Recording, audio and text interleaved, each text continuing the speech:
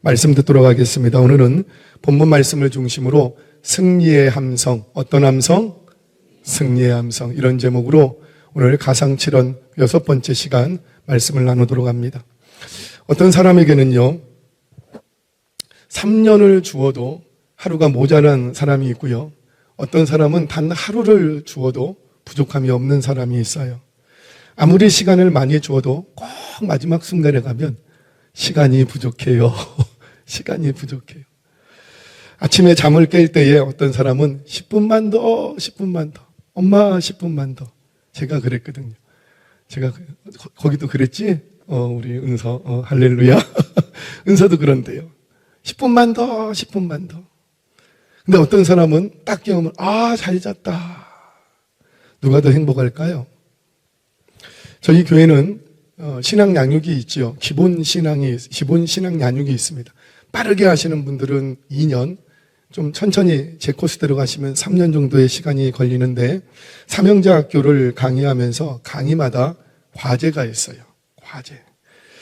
기본적으로 강의를 마치면 소감문을 작성해야지 되고요.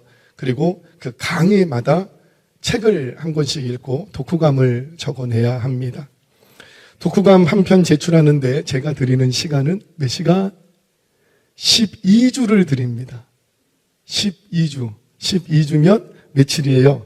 84일. 시간이면 몇 시간? 웃는 분들은 찔리는 분이죠. 시간이면 몇 시간? 2016시간. 할렐루야. 와우. 그런데 그럼에도 불구하고 마지막 한 주를 남겨놓고 제 마음은 한 주를 더 드려야 되겠다. 그래서 13주를 드립니다.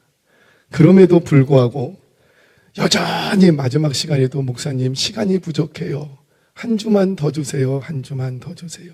제출하지 못하시는 분들이 계시더라고요. 여러분 정말 그분이 또 가슴에 찔려서 또 내일부터 나 수업 안 들어 그러지 마시고, 정말 시간이 없으셔서 너무 바쁘셔서 그 13주 동안 책 한 권을 읽기가 어려우셨을까요? 무슨 말이냐면 참 안타까운 인생은 열심히 안 사는 게 아니에요. 열심히 살아요. 부지런히 살아요. 정직하게 살아요. 성실하게 살아요. 그런데 참 안타까운 인생은 아무리 시간을 많이 줘도 늘 부족하다고 하는 사람이 있어요. 아무리 시간을 많이 줘도 늘 아쉬움만 남는데요. 뭔가 아쉽대. 그런데 우리 주님은 어떠셨어요? 33년 공생애를 사시면서, 그것도 그 인생의 마지막에 십자가에서 죽임을 당하시는 인생이었지만 조금도 부족함이 없는 인생이었어요. 아멘이세요? 우리 주님 그 십자가 위에서 마지막 한 말씀 뭐라? 다 이루었다. 다 이루었다. 아쉬움이 있어요? 없어요? 전혀 없으셨대요. 33년이라는 인생을 사셨지만 전혀 아쉽지 않대요. 사랑하는 제자들을 남겨둬야 되지만 전혀 아쉽지 않답니다. 이제 다 이루었다. 다 이루었다. 사랑하는 여러분, 저와 여러분들의 인생도 마지막 순간에 후회함이 없는 인생이 되시기를 바랍니다. 제가 말씀을 준비하면서 저희 할머니 생각이 나더라고요. 81세 소천하십니다. 마지막 나 3일 있다 간다 그러더니 3일 있다 가셨어요. 3일 있다 간다. 3일 있다 간다. 그 누우셔서 마지막 순간까지 이제 되었다. 이제 되었다. 이제 되었다. 그게 뭔 말이에요? 아쉬움 없대요. 부족함 없이 사셨대요. 많은 재산이 있었는가? 아니셨어요. 그 조금 가지고 있던 땅덩어리가 있었는데 그 땅을 누가 와서 쌀 좀 꺼달라고 하면은 쌀만 주면 되는데 왜 땅은 띄워주냐고. 그 자기에게도 조금밖에 없는 그 땅. 누가 쌀 좀 주세요. 애들이 몇 명인데 우리가 먹을 게 없어요. 그러면 쌀만 주면 될 것이지 왜 땅을 띄워주시냐고. 마지막 순간까지 그 땅 다 띄워주고 그 중년 이후의 삶은 아무것도 없었어요. 아무것도. 저는 지금도 기억이 나요. 저희 할머님이 옷이 딱 2벌이셨거든요. 근데 똑같은 옷이에요. 똑같은 옷이에요. 하얀색. 그걸 뭐라고 얘기해야지 돼요? 한복인데 소복 같은 하얀색 옷. 똑같은 옷이에요. 똑같은 옷인데 평상복. 하나는 걸려있는 옷. 이 걸려있는 옷은 무슨 옷이에요? 어떻게 아세요? 주일에 입는 옷, 똑같은 옷이에요. 똑같은 원단이고 똑같은 옷이에요. 그런데 하나는 평상시에 입는 옷, 걸려있는 건 언제만 입는 옷? 주일. 그러면 이제 손자, 손녀들, 뭐 자녀들이 와갖고 이렇게 조금씩 용돈 주잖아요. 그러면 꼭 그거를 1,000원짜리로 달라 그러세요. 10,000원짜리가 1,000원짜리로. 그러면 그 1,000원짜리 받는 걸 다 어디다 두세요? 여기서 막 나와. 여기서 저희 할머님이 이제 소천하셨으니까 저희 할머님이 별명이 펭귄이셨어요. 펭귄. 왜 펭귄이신지 아세요? 이제 나이가 드시니까 키가 150이 좀 넘으셨어요. 자그마한 키셨어요. 한 요만큼 되셨나? 근데 이제 나이가 드시니까 허리가 구부러져요. 근데 자존심이 있어. 그래서 허리를 세워. 그래서 펭귄이에요. 동네 사람 다 펭귄. 저 펭귄 할머니 온다. 펭귄 할머니 온다. 근데 그 할머니가 오면 싸우던 청년들이 스탑. 담배 피던 청년들이 뒤로 감췄어요. 동네 안 믿는 사람들이에요. 동네 한 바퀴 이렇게 도는데 펭귄 할머니가 지나가면 담배 피던 청년들이 뒤로, 싸우던 청년들이 스탑. 그 할머니의 마지막 한마디, 재산이 있었는가, 업적을 남겼는가, 소학교도 못 나오셨다고요. 글을 찬송가 하시면서 떼셨어요. 성경 읽으면서 떼셨어요. 그래서 읽을 줄은 아는데 쓸 줄은 모르셨어요. 그래서 권사님이 못 되셨어요. 그래서 일평생을 집사님으로 그냥 마치셨어요. 그 할머니가 뭔 대단한 게 있다고. 이제 되었다. 이제 되었다. 저도 나중에 주님, 저와 여러분들 마지막 순간 섰을 때에 이제 됐습니다. 다 됐습니다. 이렇게 아쉬움 없는 인생들로 살아가시기를 주의 이름으로 축원합니다. 자, 그렇다면 어떻게 해야 아쉬움이 남지 않는 인생이 될 수 있을까?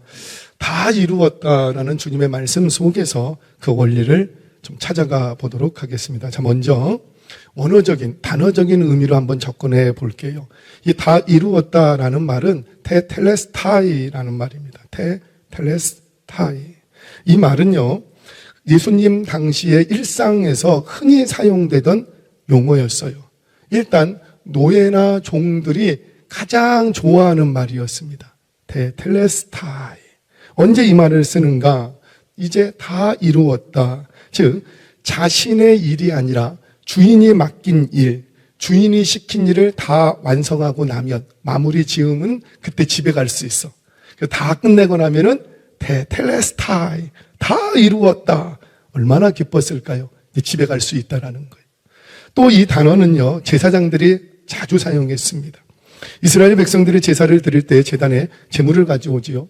그 제물은 흠이 없는 제물이 되어야지 돼요. 근데 그 흠이 있는가 없는가를 누가 판결하냐면 제사장이 판결을 해요. 제사장이 이렇게 제물을 보고 흠이 없다. 그러면 테텔레스타.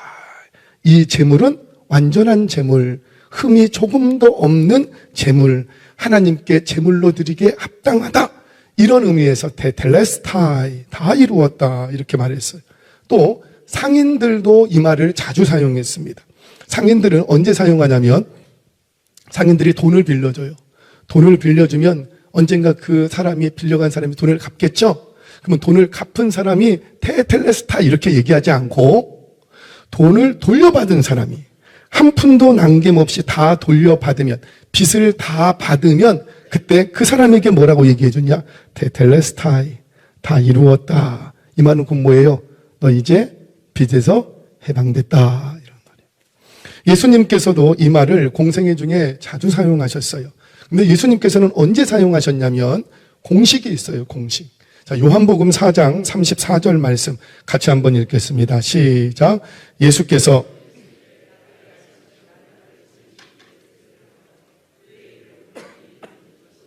그래요. 여기서 온전히 이루는 이것이니라. 온전히 이루다 이 말이 테텔레스타이. 그런데 이 예수님은 온전히 이루는데 누구의 일을 다 이룰 때? 그의 일. 그분이 누구신데? 그렇죠. 나를 보내신 그분이 누군데? 그렇죠. 하나님 아버지. 우리가 성경을 연구하고 묵상할 때는 가급적이면 본문을 쫓아가셔서 정답을 찾아내시는 거예요. 본문을 뛰어넘어서 물론 하나님 아버지 알지. 다 알지. 그런데 하나님 아버지를 덥석 붙드는 게 아니라 말씀의 원리를 따라가는 거예요. 말씀은 뭐라? 나를 보내신 이. 그럼 나를 보내신 이가 누군데? 바로 하늘에 계신 하나님 아버지. 이런 수순으로 우리가 묵상의 폭을 넓혀가는 거예요. 자, 또 한번 볼까요? 요한복음 17장 4절 말씀 같이 한번 읽겠습니다. 시작. 아버지께서 주신 일을 내가 이루어 아버지를 이 세상에서 영화롭게 하였사오니. 아멘. 그러니까 지금도 여기서 내게 주신 일을 내가 이루어, 여기서의 이루다라는 말이 테텔레스타이라는 말이에요. 그런데 역시 이 테텔레스타이를 사용하실 때는 누구와 관련지어서 내게 하라고 주신 일. 근데 그걸 누가 주셨는데? 그렇죠. 아버지께서 내게 하라고 주신 일. 이게 무슨 말이냐면 예수님은 이 텔레스타이라는, 다 이루었다라는 이 용어를 언제 사용하시냐면 하나님 아버지 앞에서 자신이 계획한 일, 자신의 뜻을 이루는 일, 자신의 명성과 영광을 위한 일이 아니라 누구와 관련해서? 그렇죠. 하늘에 계신 아버지와 관련해서 아버지께서 맡기신 그 일과 관련해서 테텔레스타이라는 말을 사용했어요. 무슨 말이에요? 당시에 사용되던 용어를 좀 정리해서 축약하자면 십자가 고난당하시면서 종으로서 하나님 아버지가 맡기신 그 일을 다 이루신 거예요. 노예, 종으로서 테텔레스타이, 주인이 맡기신 일을 다 이루었다. 주님께서 하나님의 어린 양으로 이 땅에 오셔서 흠없는 제물로, 완전한 속죄제사의 제물로 하나님 앞에 드린 바 되었어요. 그래서 텔레스타이. 또 주님께서 십자가에 고난 당하심으로 인간들의 죄의 값을 다 갚으신 거예요. 그런 의미에서 우리 주님은 십자가에서 텔레스타이, 다 이루었다. 사랑하는 여러분, 예수님께서는 이 짧은 한마디를 외치기 위해서 이 땅에 오셨어요. 그리고 이 짧은 한마디를 외치기 위해서 그 십자가의 순환을 고스란히 다 당하십니다. 누구실 곳이 없으셔서 구유에 나신 분이세요. 가난한 목수의 아들로 출생하셔서 얘기 드렸죠. 집안의 장남이에요. 아버지가 일찍 돌아가셨어요. 밑으로는 동생들이 있어. 그 동생들의 수발을 다 감당하는 것이 장남의 몫이에요. 근데 그것을 다 감당합니다. 그리고 홍생애를 시작하시면서 십자가의 길을 걸으셨어요. 자주 먹지 못하셨고 주무시지 못하셨어요. 왜? 병든 자들이 찾아오면 치료해 줘야 됐고, 귀신 들린 자들을 자유케 해 주셔야지 됐고, 하나님 나라의 복음을 전파하기 위해서 자주 먹지 못하시고, 자주 자지 못하시고, 자주 눕지 못하셨어요. 그럼에도 불구하고 우리 주님 마지막 순간에 하셨던 말이 뭐였더라? 다 이루었다. 아쉬울 게 없다. 부족함이 없다. 자신의 명성이나 자신의 힘을 키우기 위한 것이 아니었다는 거예요. 만약 자신의 명성이나 자신의 힘을 키우기 위한 것이었다면 십자가에서 그렇게 무력하게 죽지 않으셨을 거예요. 또 예수님께서 뭔가가 부족하신 것이 있으셔서 십자가의 죽으심을 택하셨는가? 아니라는 거예요. 우리 주님은 영원한 시간 속에서 영원한 영광으로 전혀 부족함이 있어요, 없어요? 없으셔요.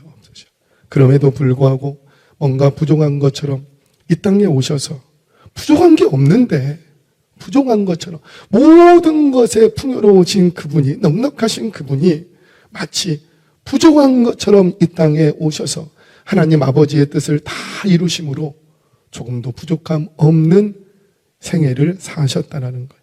사랑하는 여러분, 저와 여러분의 인생도 마지막 순간에 이제 되었다.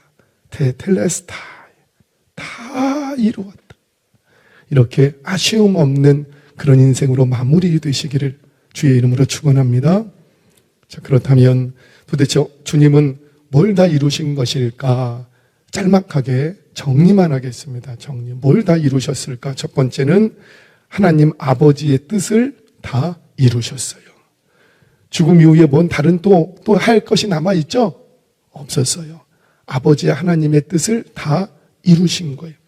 자, 여기서 예수님의 사역은 기억하세요. 수동적인 사역이었을까요? 능동적인 사역이었을까요? 수동과 능동은 아시죠? 할렐루야. 우리 거기 똑똑한 거기 청년. 뭐예요? 예수님의 사역은 수동적인 사역이에요? 능동적인 사역이에요? 그래, 입술을 꼭 다물고. 수동적인 사역이지만 능동적으로 사역하셨어요. 이게 무슨 말이냐면 예수님께 부여된 예수님이 하셨던 모든 사역은 당신의 계획이에요? 아니면 부여받은 거예요? 부여받은 거예요. 누구의 계획이라? 아버지의 계획이라. 아버지의 계획, 아버지의 뜻을 누구에게 부여하시고 예수님은 계획도 안 하셨다고요. 물론 삼위일체 하나님 안에서 다 하셨지요. 그러나 예수님은 그 계획을 하지 않으셨어요. 전적으로 누구의 뜻이었다? 하나님 아버지의 뜻이었다. 그 아버지의 뜻이 아들 예수에게 수동적으로 주어집니다. 수동적으로 받은 거예요. 그러니까 수동적으로 받았으니까 대충 해야 되겠죠? 수동적으로 받았지만 우리 예수님은 어떻게 사역하시고? 능동적으로, 적극적으로 사역하시더라는 겁니다. 그렇게 능동적으로, 적극적으로 당신의 뜻이 아니라 아버지의 뜻이었지만 그 아버지의 뜻을 마치 당신의 뜻인 것처럼 받고 사역을 감당하더라는 거예요. 저와 여러분도 수동적으로 맡겨진 일일지라도 능동적으로, 적극적으로 감당하시기를 바랍니다.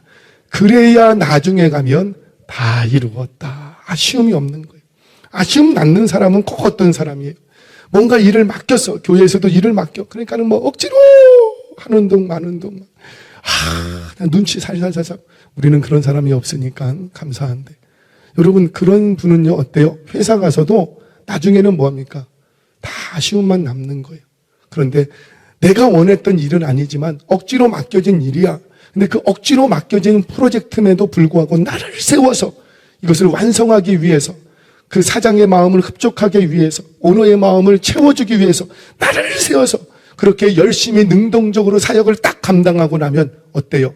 성과가 부족할지라도 그는 아쉬움이 없는 거예요. 할 만큼 했습니다. 내가 최선을 다했습니다. 말할 수가 있는 거예요. 저와 여러분들, 우리 청년 여러분들도 아직은 능동적인 일이 없잖아요. 다 수동적으로 맡겨졌죠. 우리 자녀들도 마찬가지고. 그런데 그 자녀들도 수동적인 일이 맡겨졌을지라도 기억하세요. 능동적이고 적극적으로 일을 해가시기 바랍니다.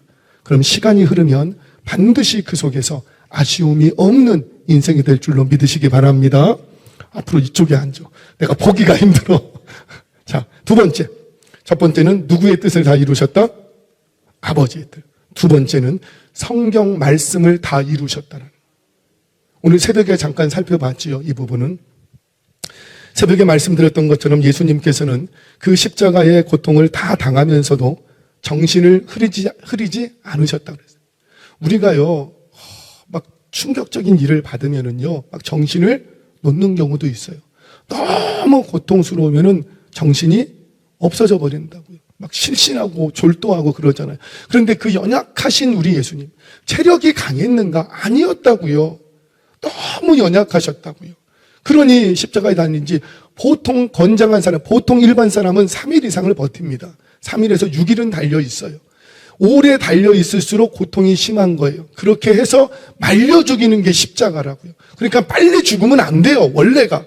근데 우리 예수님 어떻게 죽으시고 6시간 만에 그냥 숨을 거두셨어요. 왜? 그만큼 체력적으로 약하신 분이셨어요. 근데 그렇게 약하신 분이 그 채찍을 다 맞으십니다. 졸도하실 수도 있을 거예요. 우리는 곤장만 몇 대 때려도 졸전하고 실신할 거예요. 근데 예수님 정신을 놓지 않으십니다. 머리에 가시관 쓰시고 손에 못 박히시는데, 우리 리더들에게는 말씀을 드렸어요. 예수님 손에 못 박히셨습니다. 아멘이세요? 의심이 많은 자들이요, 손에 못 박히셨습니다. 아멘이세요? 뭐 어디에 못 박히셨어요? 손에 어디에? 못자국 난 손이 아니고 손목이죠. 그래서 손에 못을 박이면 이게 이렇게 그 체중적으로 밀려서 살이 찢겨나가게 됩니다. 그래서 못 달려요. 그래서 여기를 관통을 해서 이 중심에 있는 뼈가 받쳐주고 있어야지 돼요. 그래야지 달려있을 수가 있어요. 여러분, 십자가는요, 피를 많이 흘리기도 하지만 두 가지 고통이 있습니다. 하나는 숨을 못 쉬는 고통이에요. 숨을 못 쉬는 고통. 이렇게 달리면 이제 이 심장이 이렇게 밑으로 축 처지게 돼요. 그러면 이렇게 처졌던 우리가 숨을 쉬려면 어떻게 해야 돼요? 얼마나 들어야지 돼요. 들기 위해서는 밑에가 뭔가 받쳐지는 게 있어야지 돼요. 그렇게 힘을 주고 이렇게 일어서야 돼요. 근데 우리 주님 힘이 없으셔. 숨을 쉬는데 어떻게 숨을 쉬실까요? 숨쉬기 어려운 그 고통은 당해보신 분만 압니다.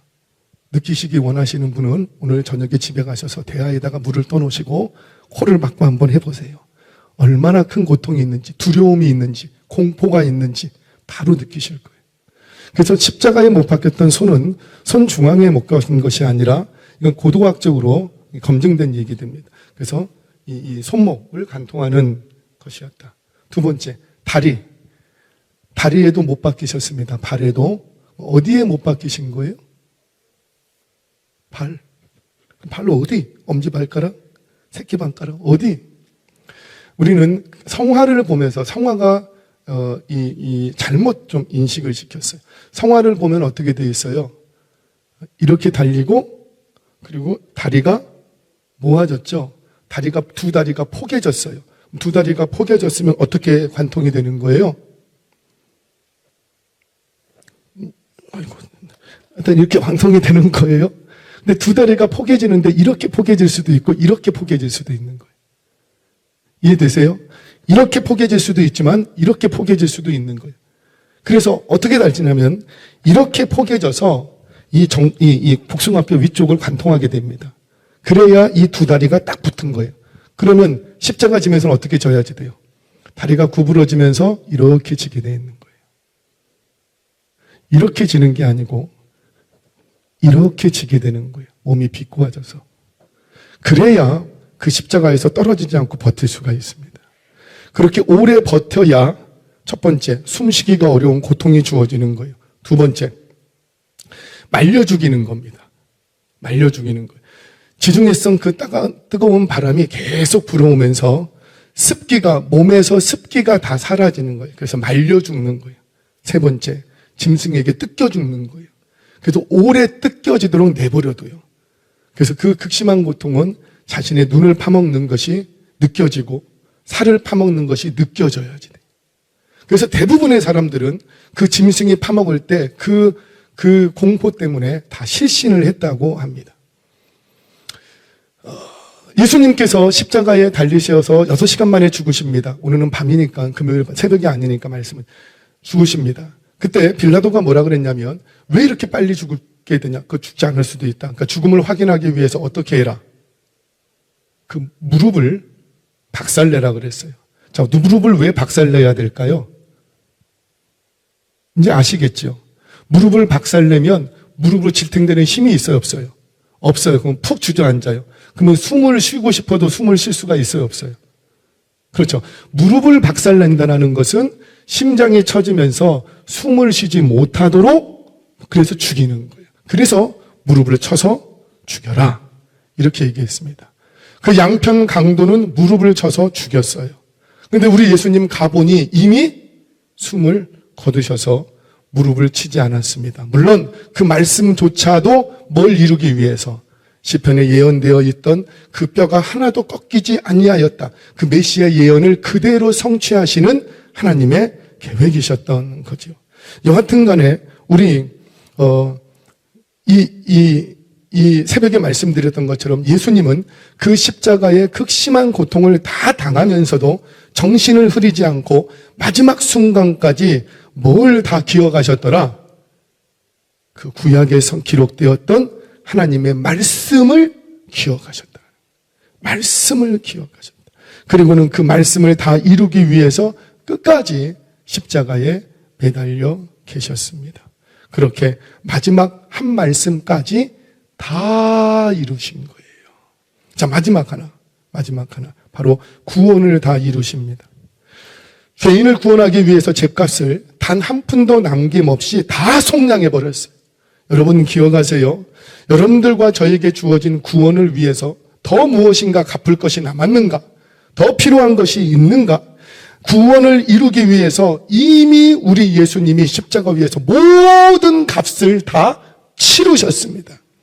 그래서 뭐라? 다 이루었다. 테텔레스타이. 이 말은 곧 뭐예요? 이제 더 이상 구원을 이루기 위해서 그 어떤 노력이나 공로가 필요 있다 없다? 없다. 아멘이세요? 그런데 우리와 신학을 좀 달리하는 그분들은 그 십자가의 공로 플러스 내가 뭔가 해야 되지 않은가? 선행을 좀 더 해야지 되고, 그 선행이 부족했다면 뭔가 더 우리가 고행을 해서 구원을 이루어야 하지 않는가? 어떻게 십자가에 달린 예수님의 공로로만 다 치부하고 너는 그냥 공짜로 먹으려고 하는가? 여러분, 그래요. 우리가 얻은 구원은 공짜예요, 공짜가 아니에요? 공짜 아니에요.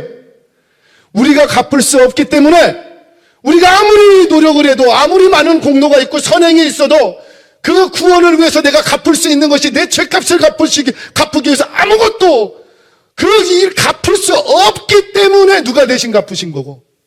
예수님이 대신 갚은 거예요. 완전히 처리하신 거예요. 영수증 끊었다고요. 사랑하는 여러분, 더 이상 구원을 의심하지 마시고 구원을 위해서 더 무엇인가가 필요한 것처럼 신앙생활하지 마시기를 바랍니다. 봉사, 헌신, 모든 봉사의 자리, 헌금, 구원을 위해서 하는 게 아니라고요. 이미 우리는 구원을 얻었어요. 아멘이세요? 그 구원을 얻은 기쁨을 표현하는 길이라고요. 할렐루야. 기쁨으로 섬김의 자리들을 감당하시기를 바랍니다. 정리합니다. 우리 주님은 세 가지를 이루셨어요. 뭐라? 하나는 하나님 아버지의 뜻을 이루셨어요. 하나는 성경의 말씀을 이루셨어요. 하나는 구원을 이루셨어요. 자, 그렇다면 이제 이게 중요하죠. 과연 그 십자가를 붙들고 있는 나는 과연 어떻게 살아야 되는가? 어떻게 살아야 아쉬움이 없는 삶을 살 것인가? 우리 이 부분만 좀 다루고 마칩니다. 사도행전 20장 24절 말씀 같이 한번 읽겠습니다. 시작. 내가 달려갈 길과 주 예수께 받은 사명 곧 하나님의 은혜의 복음을 증언하는 일을 마치려 하면은 나의 생명조차 조금도 귀한 것으로 여기지 아니하노라. 아멘. 자, 잠깐만 띄워놔 주세요. 우리는 이 말씀을 너무 잘하는데 그냥 쉽게 지나가는 경향이 있는 것 같아요. 오늘 조금 세밀하게 봅니다. 여러분, 내가 달려갈 길과 주 예수께 받은 사명, 그러니까는 어떤 인생이 아쉬움이 없는 인생인가? 바로 내가 달려갈 길과 주 예수께 받은 사명이 일치하는 삶. 내가 달려가고 싶은 길이 있어. 여러분들에게 꿈이 있어요, 없어요? 꿈이 있어요. 되고 싶은 게 있어요. 그것이 직업이 됐던 아니면 자신의 소망이 됐던 내가 이루고 싶은 것이 있어. 그거는 누가 달려가는 길이에요? 주님이 대신 달려가 주지 않는다고요. 내가 달려가야 돼요. 그게 내 인생이에요. 근데 내가 달려갈 길과 근데 그 길이 뭐와 일치할 때? 그렇죠. 주님께 받은 사명. 그 사명이 뭔데? 하나님의 은혜의 복음을 증언하는 일. 그 사명과 일치할 때. 아멘이세요? 자, 계속 자막을 띄워놔 주세요. 여러분, 우리 청년 여러분들에게 얘기합니다. 직업과 사명을 혼동하지 말라 그랬어요. 직업은 직업이에요. 이 땅을 살아가는 동안에 경제활동을 위해서 직업은 직업이에요. 그러면 할 수 있는 대로 나쁜 직업을 가져야 될까요? 좋은 직업을 가져야 될까요? 물론 돈 많은 직업만 갖고 싶죠. 좋은 직업들을 가지시는 게 좋겠지요. 그런데 그리고 끝나면 아쉬움 남는 인생. 근데 그 직업 속에 뭐가 담기면 그렇지. 내가 이 직업으로 어떻게 하나님의 은혜의 복음을 증언할 것인가. 한번 얘기했지요. 제 아끼는 청년 하나가 있어요. 반포에서 치과 의사예요. 30대에 치과 의사를 개원했어요. 자기들은 뭐 치과 의사 사위도 없으면서 개원했어요. 대단한 거 아니에요? 30대에 35인가 6인가. 어느 날 전화가 왔어요. 목사님 치과 치료하러 오세요. 제가 그때 전도사였어요. 갔어요.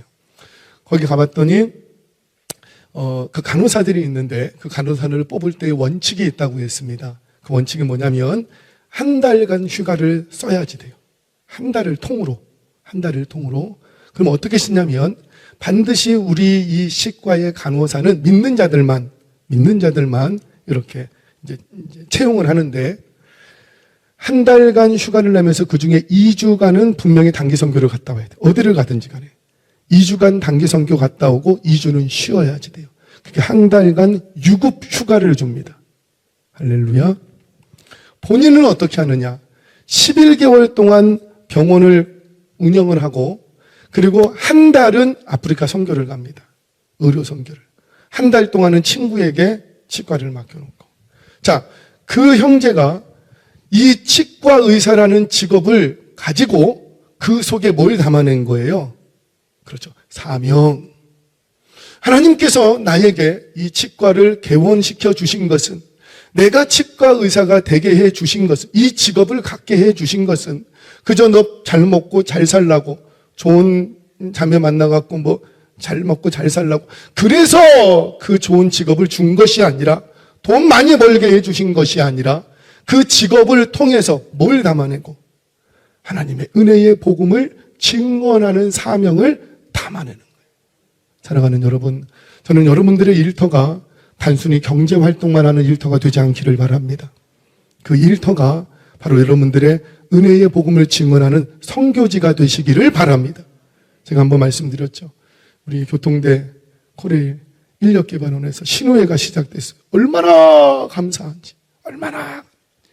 신호회 직원이 3만 명이 넘는 데입니다. 3만 명이. 여기에 교통대 인력개발원의 교수가 70명이.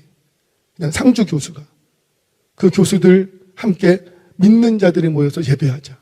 근데 단순히 예배만 드릴까요?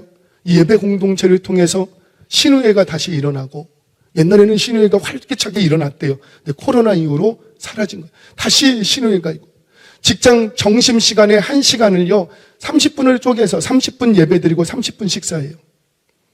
근데 그걸로만 끝나는가? 아니라 바로 그 교통대 안에 또 다른 교수들이 있는데 그 대학 교수들 안에도 이것이 퍼져서 대학 교수들 안에도 신우회가 생기고, 그리고 그 교통대 대학생들 안에도 다시 캠퍼스 워십이 일어나고, 그거를 꿈꾸게 되더라는 거예요. 사랑하는 여러분, 여러분들에게 주신 일터는 그저 경제 활동만 하라고 주신 일터가 아니랍니다. 여러분들에게 주신 꿈과 비전은, 여러분들에게 주신 그 직업은 여러분들의 배만 채우라고 주신 것이 아니랍니다. 여러분들의 그 달려갈 길 속에 하나님의 은혜의 복음이 담겨지기를 바랍니다. 그러면 그 인생은 많이 벌던 많이 못 벌던, 학위가 있던 학위가 없던, 30평짜리 아파트에 살던 10평짜리 아파트에 살던 상관없이 전혀 아쉬움 없는 인생이 될 줄로 믿으시기 바랍니다. 마지막 이야기만 하고 마치겠습니다. 여러분, 록펠러 이야기 너무나도 잘 아시죠? 록펠러는요 33세에 백만장자가 됩니다. 아이고, 백만장자. 그런 비웃는 표정인데 33세에 백만장자가 되고요, 그로부터 10년 후 43세에 미국에서 제일 가는 갑부가 됩니다.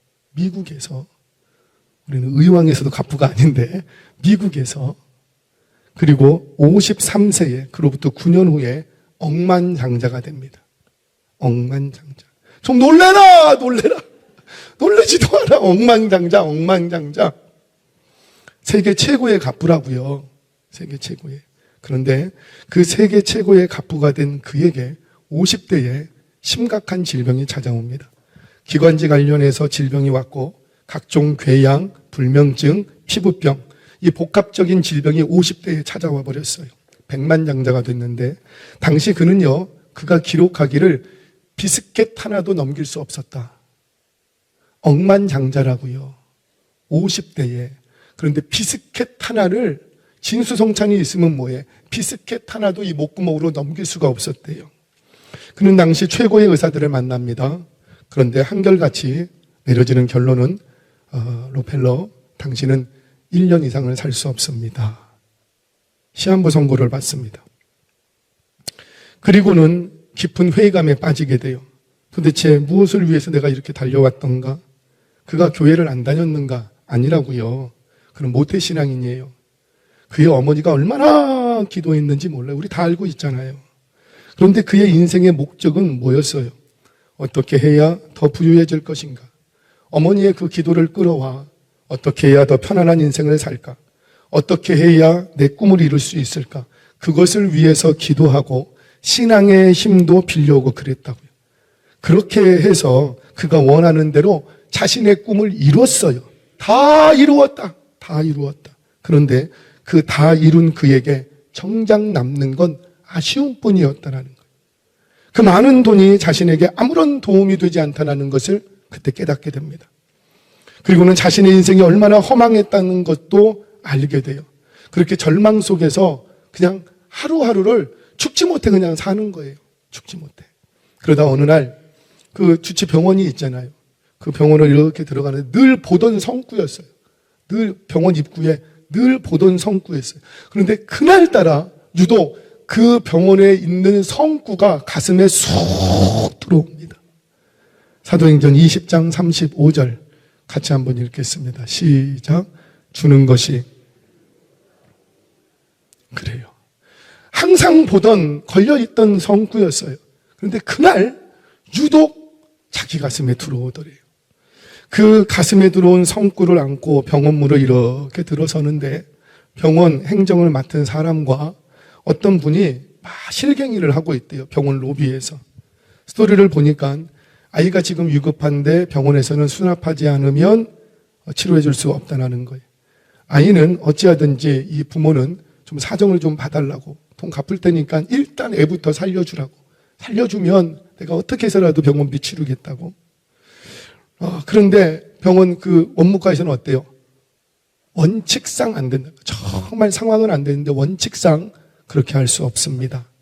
그 얘기를 딱 듣고 로펠러가 지나갔어요. 지나가서는 비서를 불렀어요. 비서를 불러놓고는 저 아이의 치료비를 해결해 줘라. 그렇게 록펠러의 도움으로 이 아이는 수술을 하게 되고 얼마 후에 경과가 좋다라는 소식을 듣게 됩니다. 그때 자신은 병석에 있었다고요. 자신은 병석에 있었으면서도 정작 그 병은, 자신의 병은 치료받지 못했어요. 호전되지가 않아. 점점 더 어려워지는 상황이에요. 그런데 그 아이가 회복됐다는 소식이 딱 들려지자 왠지 자신의 마음에 기쁨이 있더래요. 아직 자신의 병이 나은 게 아니고 호전되지도 않았다고. 항상 절망 속에 살아갔는데 허무함만 남았는데 그냥 그 아이가 회복되어 간다는 소식을 듣고 그때부터 마음에 기쁨이 일기 시작하는 거예요. 그 이후로 그는 움직이기 시작합니다. 병이 다 낫지 않았다고요. 움직이기 시작합니다. 그렇게 움직여서 세계에 4,923개의 교회를 짓고, 그가 교회를 짓고자 돈 벌었던 사람이 아니라고요. 그 사건이 없었으면 그는 몰랐을 거예요. 그 사건 하나로 4,923개의 교회를 짓고 24개의 대학교를 세우고 록펠러 재단을 세워서 의료사업에 뛰어들게 됩니다. 그렇게 가난한 이들, 돈이 없어서 치료받지 못했던 이들, 돈이 없어서 배우지 못하는 이들을 적극적으로 돕기 시작하는 거예요. 그렇게 그는 55세에 1년밖에 살지 못한다라는 사형 선고를 받았지만 놀라지 마세요. 98세까지 삽니다. 다 병이 치료받았으니까 98세까지 살았겠죠? 아니에요. 그 병은 그대로 있었어요. 근데 1년밖에 못 사는 그 인생이 98세까지 살더라는 거예요. 자신의 고통 속에서 하나님이 주시는 사명을 발견했다는 거죠. 그 사명을 위해서 자신의 남은 삶을 달려가기 시작합니다. 저는 저와 여러분들의 인생도 바울의 고백처럼 달려가는 인생이 되려고. 바울이 고백하는 게 뭐예요? 내가 달려갈 길과, 앞으로 내가 달려갈 길과, 이제까지 어떤 삶을 살아왔는지를 얘기하는 게, 달려온 길과가 아니라 달려갈 길과, 앞으로 자신에게는 달려갈 길이 남았는데 그 남은 인생을 내가 뭐로 살겠다? 오직 하나님의 은혜의 복음을 증언하는 일, 하나님의 사명을 담아내는 삶을 시작하겠다라는 것. 이 고백이 저와 여러분들의 고백이 되시기를 바랍니다. 저는 여러분들 안에, 특별히 우리 청년들과 우리 자녀들 안에 꿈과 비전이 있기를 바랍니다. 그 꿈과 비전을 놓고 기도하며 달려가십시오. 그런데 여러분들의 그 꿈과 비전 속에 하나님의 꿈과 비전이 담겨지시기를 바랍니다.